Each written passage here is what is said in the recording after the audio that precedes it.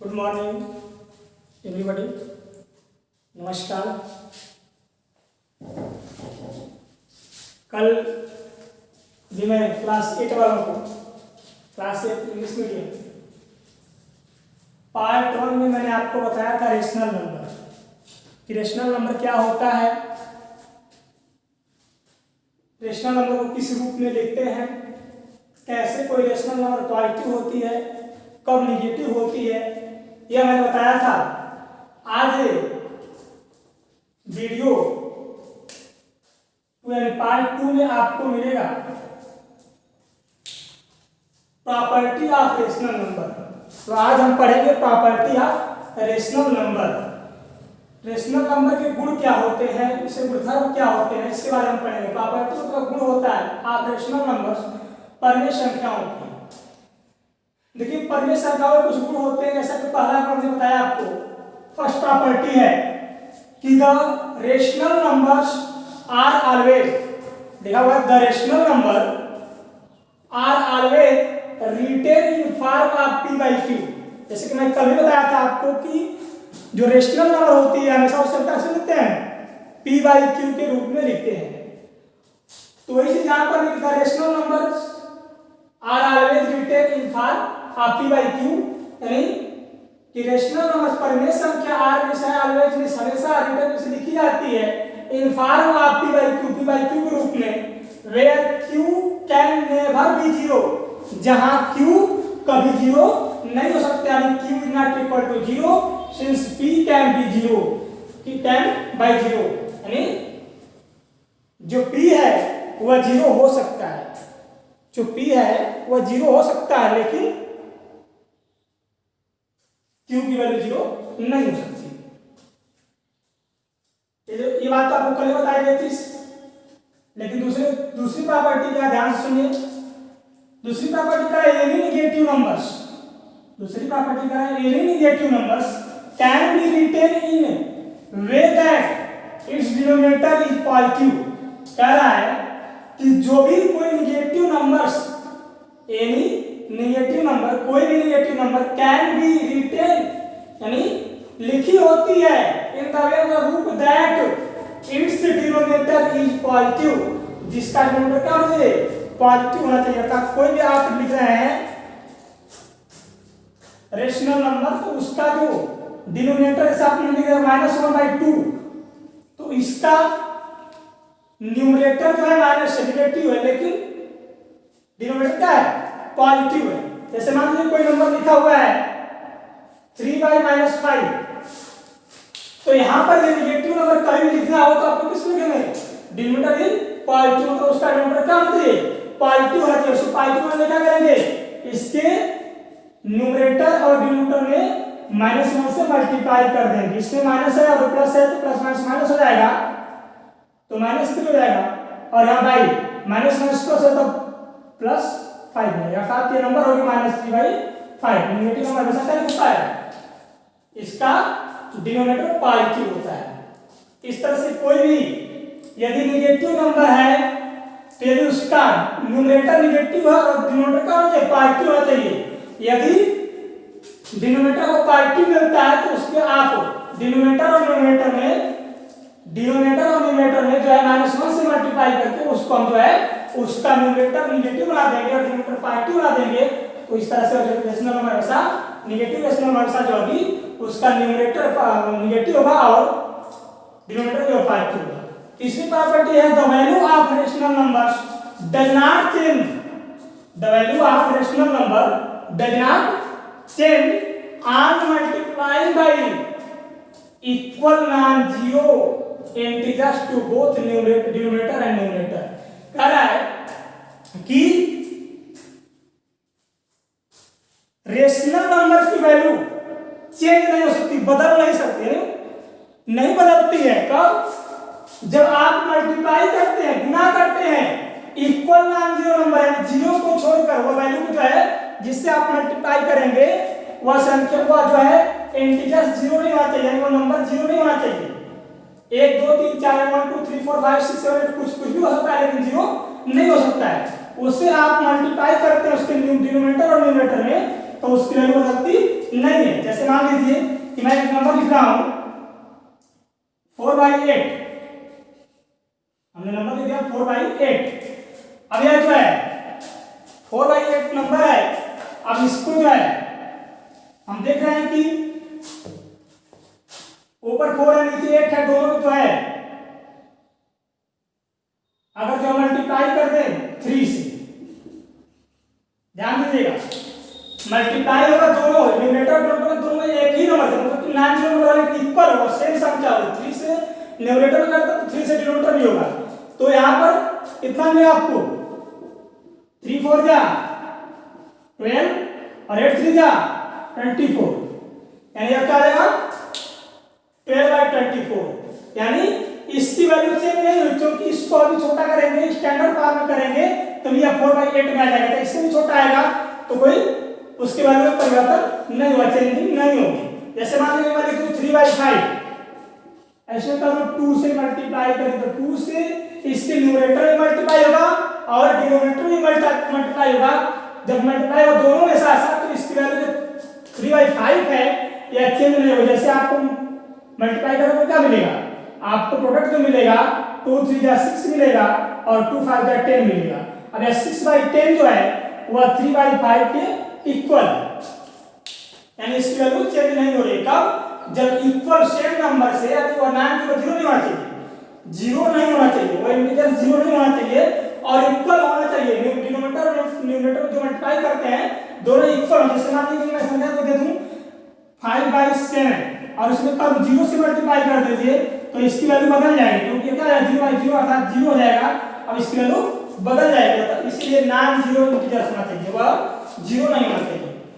अब इसके बाद अगली प्रॉपर्टी जो है वो आप देखेंगे,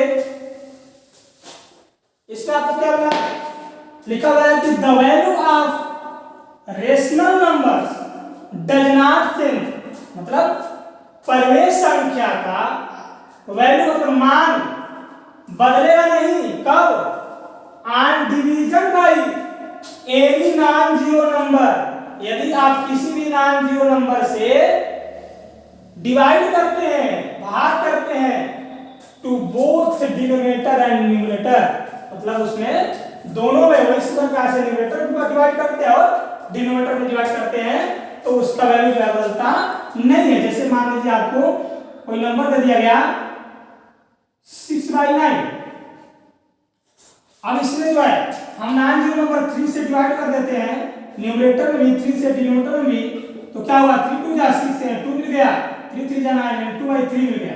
अब जो 6/9 हमने वैल्यू दिया था और जो 2/3 वैल्यू है दोनों क्या है, सेम है। भी देखा जाए, इसको निकाला जाए कि अब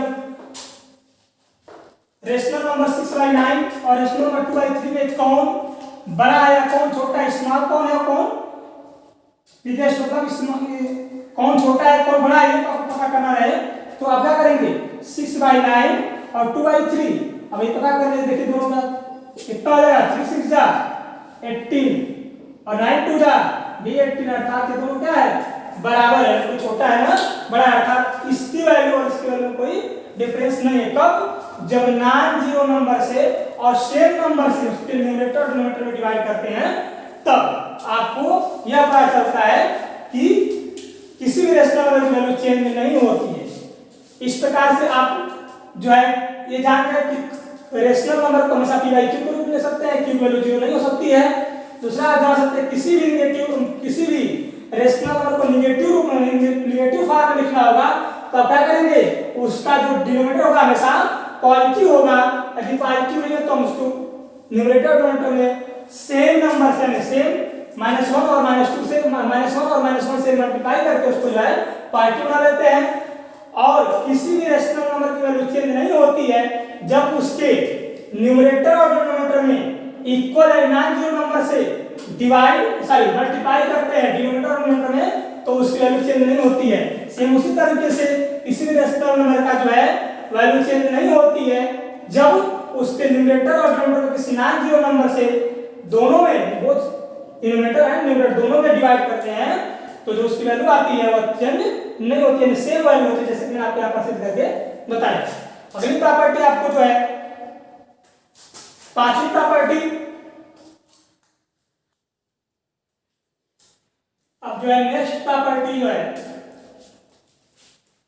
प्रॉपर्टी नंबर 5 है, if p and q are both positive integers then rational numbers p by q are minus p by minus q minus p by minus q तो minus q both will be positive and minus p by q or p by minus q will be negative। यहाँ इससे कहने का मतलब यह है कि यदि p और q मतलब p and q p और q आर बोथ पॉजिटिव, दोनों पॉजिटिव इंटीजर्स होंगे देन तब रेशनल नंबर्स किस रूप के होगी, या तो p by q के रूप में होगी, यानी p भी पॉजिटिव है और q भी पॉजिटिव है, और minus p by minus q both will be positive, तब दोनों क्या होंगे पॉजिटिव। यानी शर्त जो है आपको बताया था कि रेशनल नंबर कब पॉजिटिव होती है, when rational number are positive, कब पॉजिटिव होती है यही शर्त बताई गई थी कि या तो दोनों न्यूमरेटर और डिनोमिनेटर पॉजिटिव हो या न्यूमरेटर और डिनोमिनेटर नेगेटिव। तो यहाँ पर और p by q है या माइनस p by q है तो रेशनल नंबर क्या होगी, पॉजिटिव रेशनल नंबर होगी, और जब न्यूमरेटर या डिनोमिनेटर में से कोई एक नेगेटिव होगा तो विल बी नेगेटिव, तो रेशनल नंबर क्या होगी, नेगेटिव रेशनल नंबर होगी। या आपकी जो है एक प्रॉपर्टी है, आपसी प्रॉपर्टी है कि the sum of two rational number, two rational numbers आएगा, तो नंबर्स आएगा, two rational numbers will be a rational number, will be a rational हो जाएगा। तो कहने का मतलब है कि जब दो परिमेय संख्याओं को आप जोड़ते हैं तो हमें जो प्राप्त होता है, यानी जो ऐड प्राप्त होता है, सम प्राप्त होता है, जोड़ प्राप्त होता है, वो क्या होता है, वह आपका होता है रेशनल नंबर है, परिमेय संख्या मिलेगी।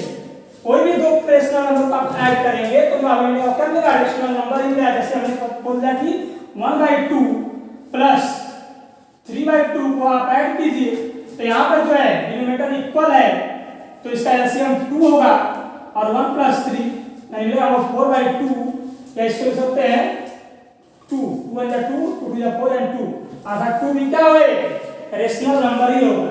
ठीक, उसी प्रकार से जो नेक्स्ट प्रॉपर्टी आपकी है वह difference of two rational numbers is always rational numbers, यानी दो परिमेय संख्याओं का जो अंतर होता है, डिफरेंस तो अंतर यानी सब्ट्रैक्ट जब करते हैं, डिफरेंस अंतर निकालते हैं तो क्या होता है, वह हमेशा रेशनल नंबर होगा। क्या होगी, परिमेय संख्या हो। जैसे मान लीजिए आप यहीं पर 1/2 माइनस 3/2, तो यहाँ पर जो है सबका दोनों डिनोमिनेटर समान है, इक्वल है, तो एलसीएम 2 हो जाएगा, 1 - 3 अर्थात आपको मिलेगा क्या, -2/2, यानी जो आपको -1 में क्या है, रेशनल नंबर है, -1 क्या है, रेशनल नंबर, अर्थात दो परिमेय संख्याओं को घटाते हैं तभी क्या आपको मिलता है, जो डिफरेंस होता है वही एक रेशनल नंबर ही होता है।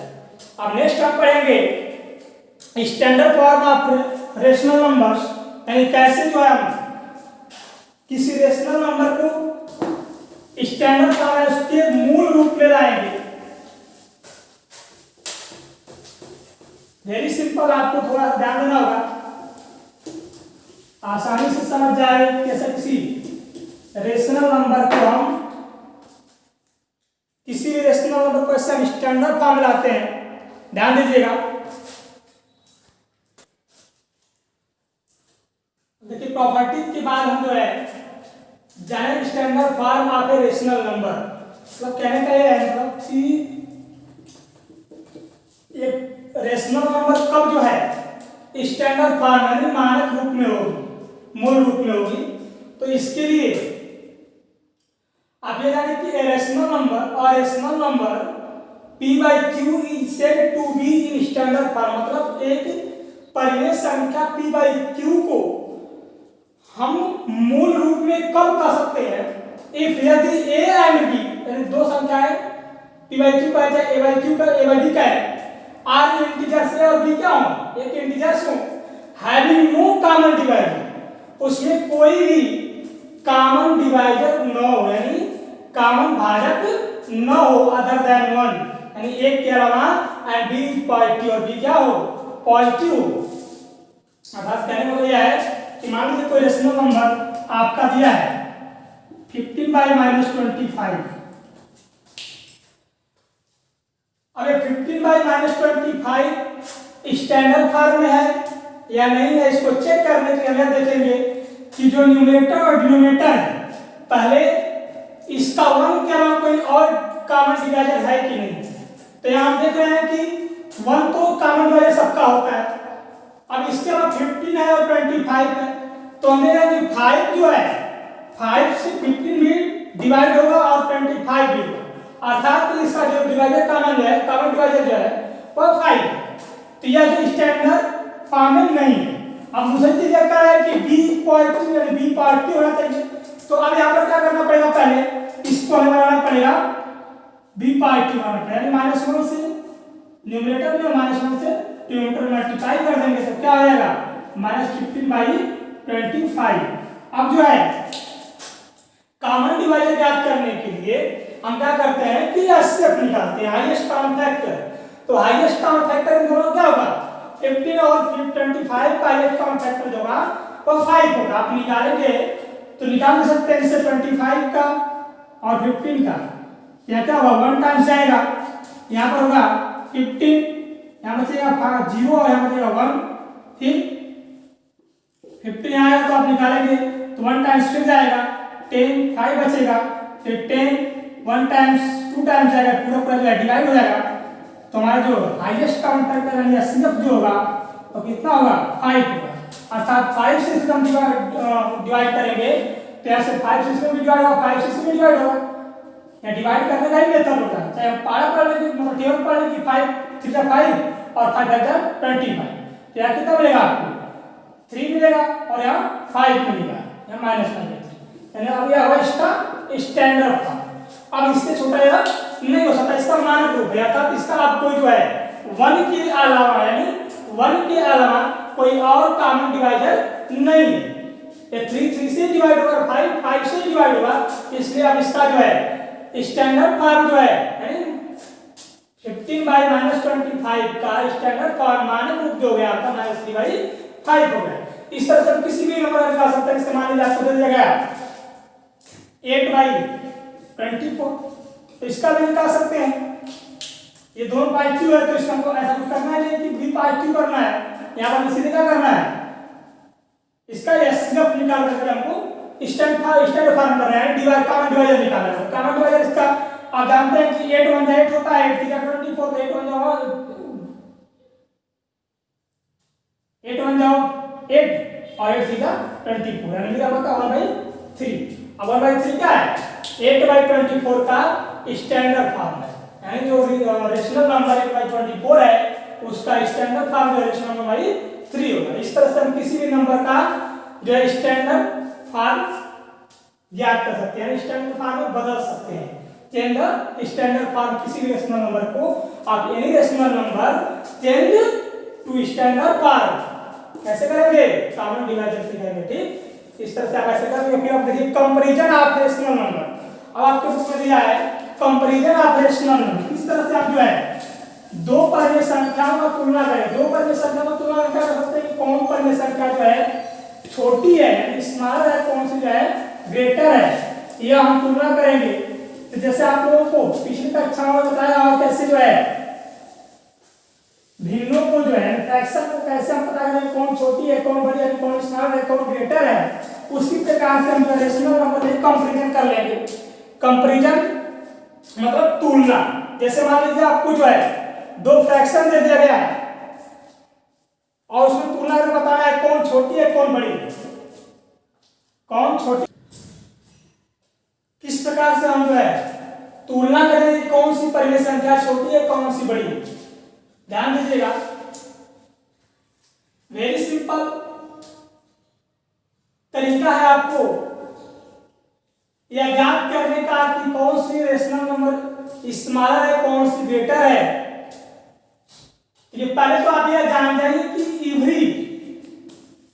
एवरी पॉजिटिव रेशनल नंबर, हम कहते हैं every positive rational number, every मतलब प्रत्येक, पॉजिटिव मतलब धनात्मक, रेशनल नंबर परिमेय संख्या, प्रत्येक परिमेय धनात्मक परिमेय संख्या होती है वह ग्रेटर देन 0 और क्या होती है जीरो से बड़ी होती है, जैसे हम 1/2 ही लिख दें, तो ये धनात्मक यानी पॉजिटिव रेशनल नंबर है, ये हमेशा जीरो से बड़ी होगी। यानी कोई भी धनात्मक परिमेय संख्या मिल गई तो जीरो से बड़ी होगी। यानी ये भी हम कह सकते हैं कि यदि एवरी नेगेटिव रेशनल नंबर, प्रत्येक ऋणात्मक परिमेय संख्या इज लेस देन जीरो, जैसे मान लीजिए मान भाई 1/2, यानी अब यह -1/2 है तो ये जीरो से 1/2 है तो जीरो से बड़ी है, -1/2 है तो जीरो से छोटी है। अर्थात हम यह भी कह सकते हैं कि every positive rational number is greater than every negative rational number. हमारे कहने का यह है कि जैसे मैंने आपको बताया कि every positive rational number is greater than zero, zero से बड़ी होती है, यानी कोई भी पॉजिटिव नंबर है तो जीरो से बड़ा ही है।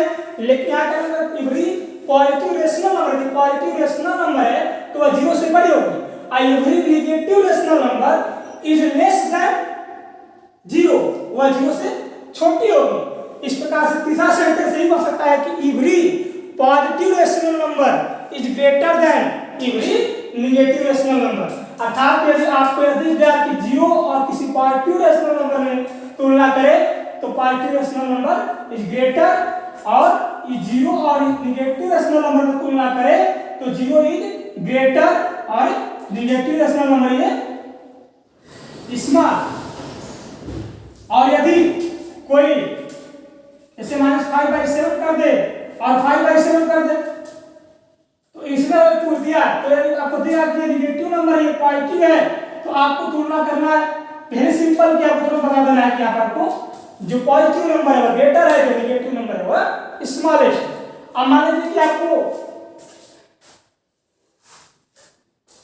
दो नेगेटिव नंबर दे दे चाहे दो पॉजिटिव नंबर दे दे तो उसको निकालने के लिए क्या करें, समान का आपको दिया 5/-6 और दूसरी दे दिया -7/9 और इसमें तुलना करने के लिए कह दिया कि आप बताइए कि कौन सी इसमें स्मॉल है, कौन सी ग्रेटर है, कौन सी बड़ी है, कौन सी छोटी है। तो अब इसके लिए आपको क्या करना पड़ेगा, आप नियम पहले लगाते थे फ्रैक्शन में a/b और c/d का क्रॉस मल्टीप्लाई, यानी ad यदि बड़ा होगा तो पहली रेट बड़ी होगी, या BC बड़ा होगा तो दूसरी रेट ये वाली भी बड़ी होगी। ठीक, तो उसी प्रकार से इसमें देखेंगे सबसे पहले इसका जो है जो डिनोमिनेटर है इसको हम पॉजिटिव करेंगे, क्योंकि जब तक डिनोमिनेटर नहीं होगा, डिनोमिनेटर पॉजिटिव नहीं होगा तब तक ऋणात्मक संख्या मतलब नेगेटिव रेशनल नंबर नहीं होगी। तो इसको करने का करेंगे 5 और -6 एंड न्यूमरेटर डिनोमिनेटर में -1 से मल्टीप्लाई कर देंगे, यानी मिलेगा -5/6। और यहाँ पर -5 और +6 तो अब हमारा नंबर क्या मिल गया, -5/6 और -7/9। अब हम क्या करेंगे, इसे तुलना कर लेंगे, तुलना करेंगे तो 9/5 का कितना होगा -45 और यहाँ पर क्या होगा -42। यह आपको मिल गया 9/5 = 45 और 6/7 = 42। अब आपको ये मिला -45 और ये मिला आपको -42। अब इसे बताइए ये आपकी पहली मीन है, ये फर्स्ट फ्रैक्शन है, सेकंड फ्रैक्शन है। आपको फर्स्ट फ्रैक्शन मतलब AD का वैल्यू आ गया और आपका BC का वैल्यू आ गया। तो अब इसमें कौन है, कौन जो बड़ा है कौन छोटा है, तो आपको पहले ही बताया जा चुका है, इंटीजर्स आप पढ़े होंगे तो बताया होगा कि 0 और पॉजिटिव नंबर और नेगेटिव नंबर 3 इंटीजर्स होते हैं, और पॉजिटिव नंबर है तो हमेशा 0 से बड़ा होगा और नेगेटिव नंबर से बड़ा होगा। 0 है तो नेगेटिव नंबर से बड़ा होगा, ग्रेटर होगा, और यदि नेगेटिव नंबर है तो उससे पॉजिटिव नंबर हमेशा ग्रेटर होगा। लेकिन यदि दोनों नेगेटिव नंबर है, 0 हमेशा नेगेटिव नंबर से बड़ा होता है, बताया आप लोगों को। लेकिन दोनों नेगेटिव नंबर से -1 कर दे, -100 कर दे। अब इसमें आपको बताया जाए कौन बड़ा है कौन छोटा है, तो आपको बताया गया था कि जितनी बड़ी नेगेटिव नंबर होगी उतनी वह छोटी होगी। अर्थात यहाँ पर -1 बड़ा है और -100 क्या है छोटा है, ये -1 बड़ा है और -100 छोटा है। अर्थात हम अगर -1 से तुलना करें 1 लाख से, -1 से तुलना करें तो ये -1 बड़ा है और -100 क्या है छोटा है, क्योंकि ऋणात्मक संख्या जितनी बड़ी होगी उतनी छोटी होगी। तब यहाँ पर क्या करेंगे, अब ये -42 है और -45 है, अर्थात ये छोटा हो और क्या है बड़ा। इस प्रकार से -7/9 का फ्रैक्शन बड़ी है और -5/6 छोटी है। तो हमने ग्रेटर देन चिन्ह लगा दिया। -5/6 इज लेस देन -7/9। इस तरह से आप जो है किसी भी रेशनल नंबर का कंपेरिजन तुलना कर सकते हैं कौन बड़ी है कौन छोटी है। मैंने आपको क्या बताया, मैंने आपसे बताया कि every positive rational number is greater than 0, every negative rational number is less than 0 और every negative rational number is less than every positive rational number.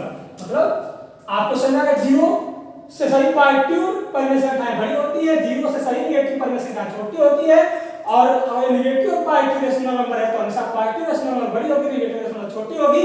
यदि दोनों पॉजिटिव और दोनों नेगेटिव है तो आपको a/b और c/d जो पीछे बताया गया था आपको फ्रैक्शन में तुलना करने का वही तरीका है। लेकिन ध्यान रखिए जितनी बड़ी ऋणात्मक परिमेय संख्या होगी या ऋणात्मक संख्या होगी तो वो छोटी होगी और छोटी ऋणात्मक संख्या होती है हमेशा बड़ी ऋणात्मक संख्या से बड़ी होती है।